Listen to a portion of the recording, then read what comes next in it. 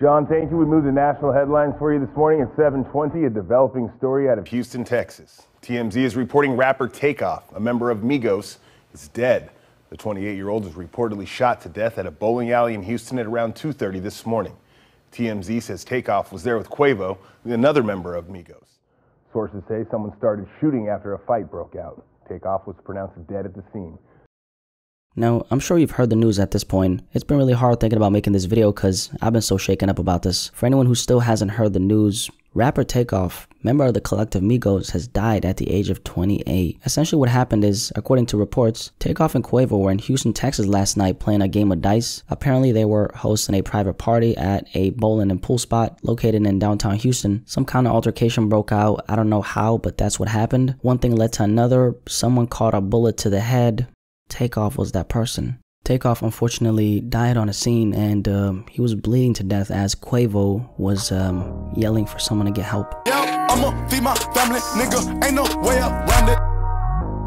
The last thing I want to do is make this type of video a news video, because there's a lot of news out there and I don't just want to be another news outlet when it comes to a conversation like this. Instead, I want to make a statement, and I want to leave you with something to think about. So now let's transition to this next part. It's a little bit of a rant. I recorded this at 4 or 5 in the morning when I found out about the news. So anyway, let's keep on talking.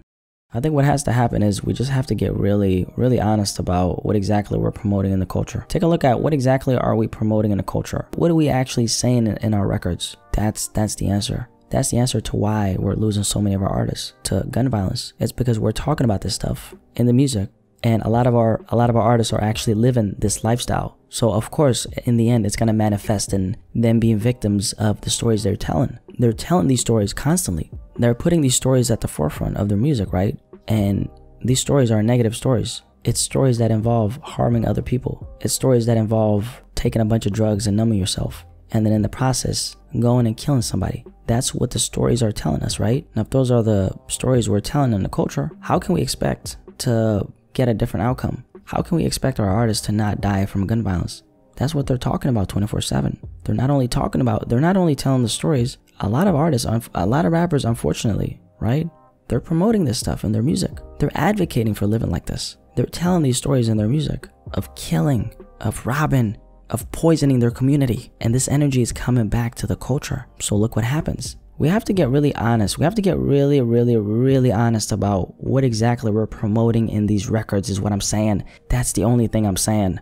I'm not trying to point the fingers, because hey, I'm consuming the music. I'm listening to this music, by the way. Don't get it twisted. I'm listening to this music. I just got done bumping Lil Durk right now. Personally, I look at it as entertainment, nothing more, nothing less. I don't glorify it ever, because I know that this lifestyle that these rappers are talking about, it's not cool. There's nothing cool about this shit. There's really nothing cool about a bunch of grieving mothers. You know what I'm saying? There's really nothing cool about a bunch of grieving family members because their loved one just got gunned down, and this other guy just put it in his fucking song. There's nothing cool about that. Let's be honest about where we are in the culture right now. Let's be brutally honest. A lot of us, okay? A lot of the artists and a lot of rappers in hip hop right now, you guys are putting nothing but bad energy into the universe. You're doing nothing but talking about killing, shooting, poisoning your community. That's what you're talking about. And man, I wish Takeoff could be here. But Takeoff did talk about those things as well. We just gotta get real about what we're putting into these records. That's all I'm saying. And God rest Takeoff's soul. I'm so sad that Takeoff died. As you can hear my voice, I'm literally, I can't contain myself because I can't believe that he's gone. And I can't believe that Takeoff just died. I can't believe that Takeoff just died. Takeoff, I've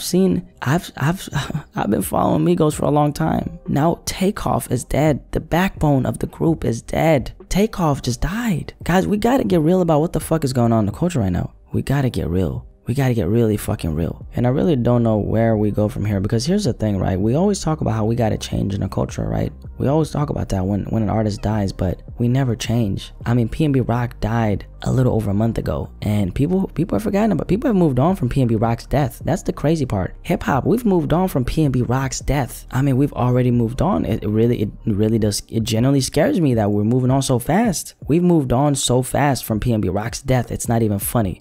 Did y'all notice that? Did you guys notice that? I noticed it. I pay attention. I see it. And I see that hip hop, we're very forgetful. We're very forgetful when it comes to our artists dying now. And we expect this to happen is the thing. We expect our artists to die at a young age. Think about that for a second. Think about the fact that we expect these rappers to die at a young age. We expect it. We've seen the movie so many times to the point where the movie is we already know what the ending of the movie is. So we expect to see the same movie over and over again, right? It's really sad what's going on in the culture right now. This is not normal. These rappers are not supposed to be dying like this, man. Y'all got families, bro. You guys got families, bro.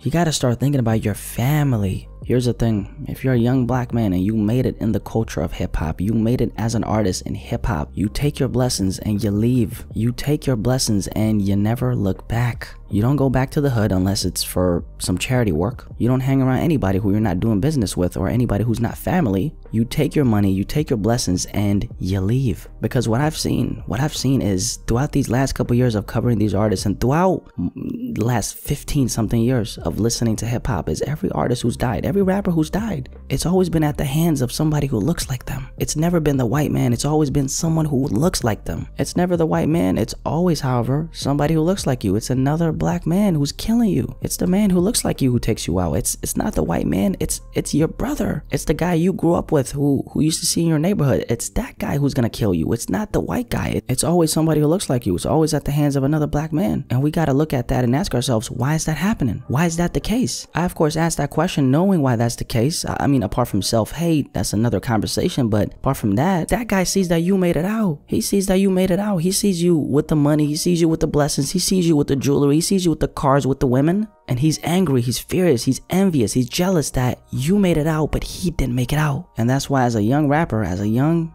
black man who's in the culture of hip hop, who made it in the culture of hip hop, once you get your blessings, you take those blessings and you leave and you never look back. You're never in a situation where these types of guys can even be around you. And yes, you do have a target on your back, but it's not for nothing. I mean, you're talking about violence in the music. You're talking about killing in the music. That energy will somehow find itself back to you because you're talking, that's what you're putting in the records. When you put something at the forefront, it will somehow find itself back to you. It will always happen. That's always going to happen. It's really heartbreaking how we've gone through this so many times in hip hop. It's really heartbreaking how the same movie is playing on the TV over and over and over again and nobody's trying to shut that fucking TV off. I think if something is going to change, rappers really have to start looking at the lifestyle that they're living and the shit that they're promoting in their music. We have to get really honest about what we're putting in these records, man. We just have to get brutally honest about that. And I think once we do that, once we're truly honest about what the fuck we're putting in these records, that's when we can finally move forward and actually tackle the problem. To be fair, these records,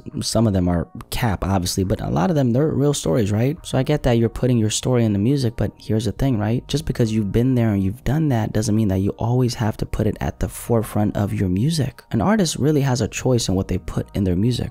They have a choice 1000%. So as an artist, what are you putting in these records? What kind of stories are you telling? If all the stories we're hearing are about killing and robbing, can we really be surprised when our artists are getting robbed and killed? And that statement or any of these statements that I'm making has nothing to do with that Takeoff situation because this is a separate situation, right? So I just want to make it very clear where this rant is coming from. This rant is just coming from the frustration, okay? Frustration of losing artists in the hip-hop culture. Nothing more, nothing less. Really saddens me to hear about Takeoff going out like this, honestly. This rant is really coming from a place of love. It's coming from a place of genuine concern for artists, man, in the hip-hop culture. It's coming from a place of I want these artists to be here for their families and I want them to be here for their kids, man. I'm just sick of hearing about stories about black men getting killed, man. Black men who have everything in their arsenal to be really great and live a very long and successful life, dying at the age of 28. Getting killed like this in this type of fashion by somebody who looks like you, that's a problem, man. Imagine making it this far. Imagine going through all that someone like Takeoff went through. Imagine making it out the worst conditions just to at the age of 28 get taken out like this, man. It's sad. What do you want me to say? I think I'm just gonna end this rant here. Rest in peace to Takeoff. May his soul rest eternally. Once again, it really breaks my heart seeing these artists go so young, and I think something definitely has to change. Rest in peace to Takeoff. It really breaks my heart seeing this, but it's happened and there's nothing we can do about it. So RP to Takeoff, and my condolences are with his family and friends. I'm out.